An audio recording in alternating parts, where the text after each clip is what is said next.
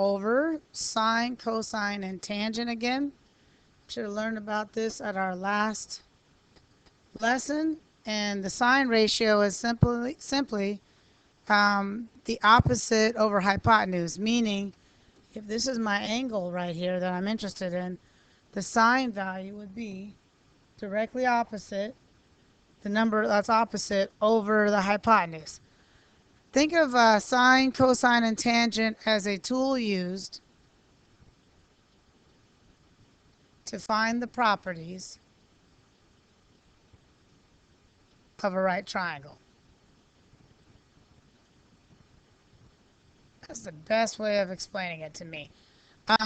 What is sine, cosine, tangent? It's simply a tool used to find the properties of a right triangle. It's a tool. And just like everything, when you're trying to do a project, you need the right tool for the right project. So for sine, if I have the opposite or hypotenuse, or I'm trying to find the opposite or the hypotenuse, I will use the sine tool, the sine ratio. For cosine, if here's my angle, and I either want to find the adjacent or the hypotenuse, I will use the cosine tool.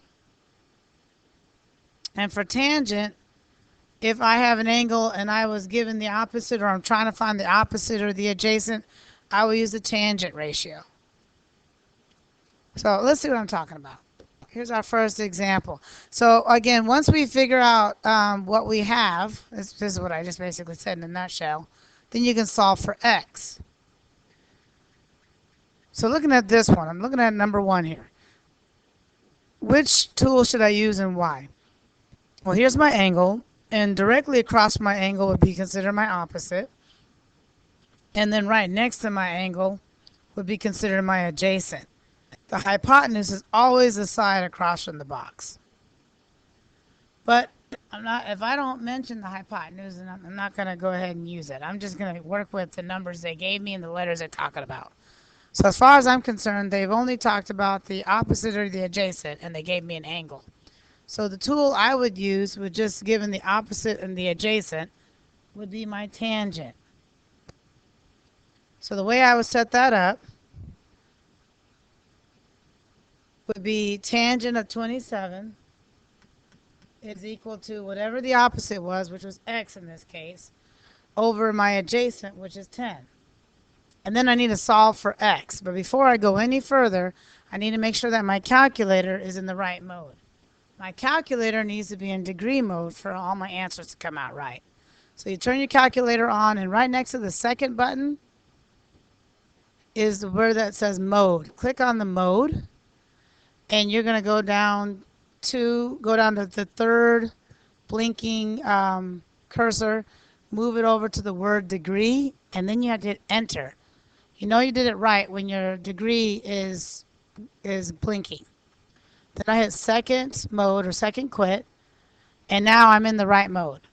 Okay, so going back to our problem, I got 27 equals x over 10. I need to solve by multiplying both sides by 10 because I want the x to be positive and alone. So I need to figure out what is 10 times tangent of 27. Well, let's see. Why am I calculating going to say 10 tan, let me try that again, 10 tan 27. Hit enter. And so my answer, I'm going to go 3 points after the decimal, or 3 significant digits after the decimal. So x is equal to 5.0 is not a significant digit. I need to keep going past it. 0953. That would be my 3 significant digits. Okay? All right, that's it for that one. Let's try this next one. All right, I look at my angle, and if I notice 20 is directly opposite of my angle, so that's going to be my opposite. And then x is right next to the angle, so that's going to be adjacent. Okay, and again, across from the box would be my hypotenuse. Got another tangent one. Why? Because I have opposite and I got adjacent. That's got to deal with tangent. So tangent of 38 is equal to 20 over x. Okay. Still need to solve for x. X needs to be positive and alone, and it needs to be in the numerator. So I need to multiply both sides by x to get it out of the denominator. So here's what I have now. Again, x wants to be positive and alone. So you need to divide by tangent 38 on both sides.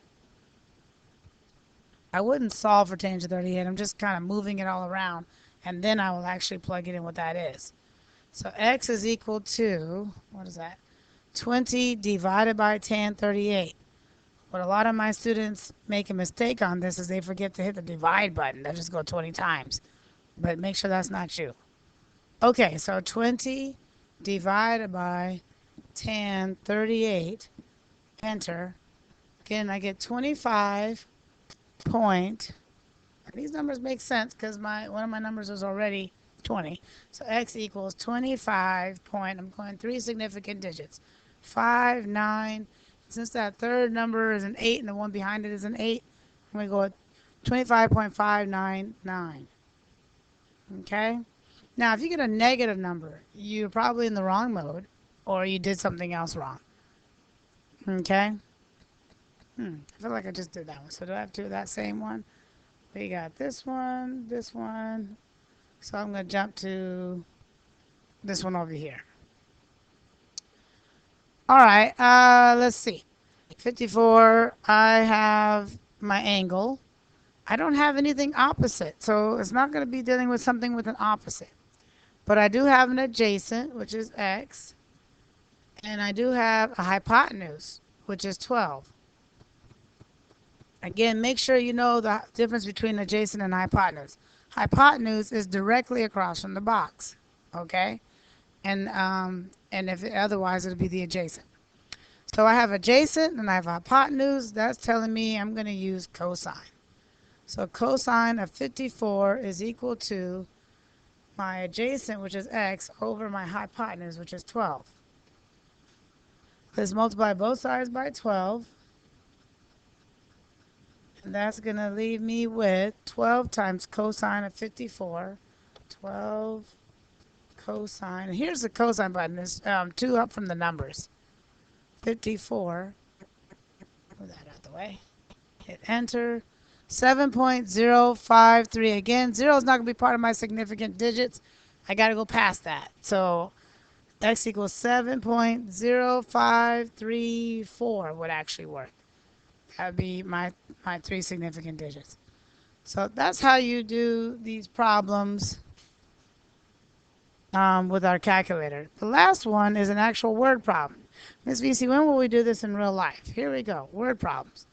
Here's how you do it in real life. A ladder placed against the wall.